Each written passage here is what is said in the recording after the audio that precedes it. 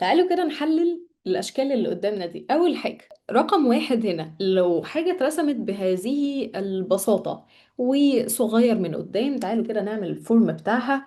لو قلنا إن الدخان ده طالع كده بنفس الدايركشن ده، صغير من قدام ورايح لإيه؟ ورايح لكبير، فمعنى كده إن هو محقق لي البالانس في الكتل أو التوازن في الكتل بتاعي.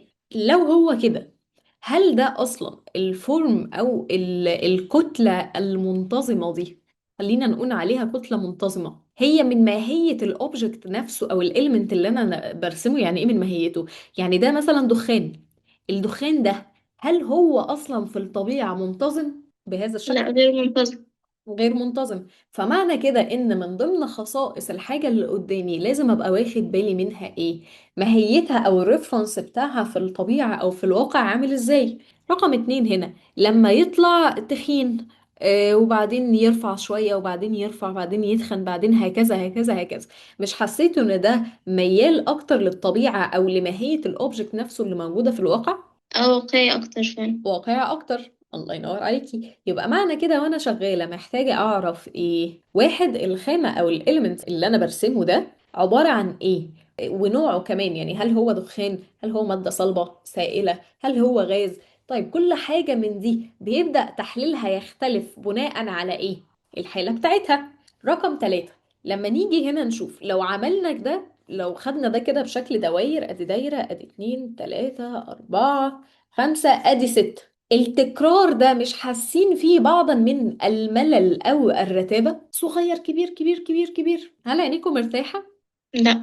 حلو. ليه العين مش مرتاحة؟ لأن فقد عنصر أساسي من عناصر التصميم، أو ألا وهو الإيه؟ الرhythm. يعني إيه الإيقاع؟ لما أجي أحط إيليمنت هنا كبير أو وسط وبعديه صغير وبعدين حاجة أكبر بعدين أصغر بعدين كتلة كبيرة، وده عامل اوفرلابنج على ده، بعدين أصغر بعدين كتلة أكبر، فالنمط اللي قدامي ده هل هو نمط متكرر ولا نمط غير منتظم أو غير متكرر؟ غير منتظم. نمط غير منتظم او غير متكرر. الايقاع البصري بتاع ده اقوى بكتير من الايقاع البصري بتاع ايه؟ بتاع رقم ثلاثة اللي فوقيه، صح ولا لا؟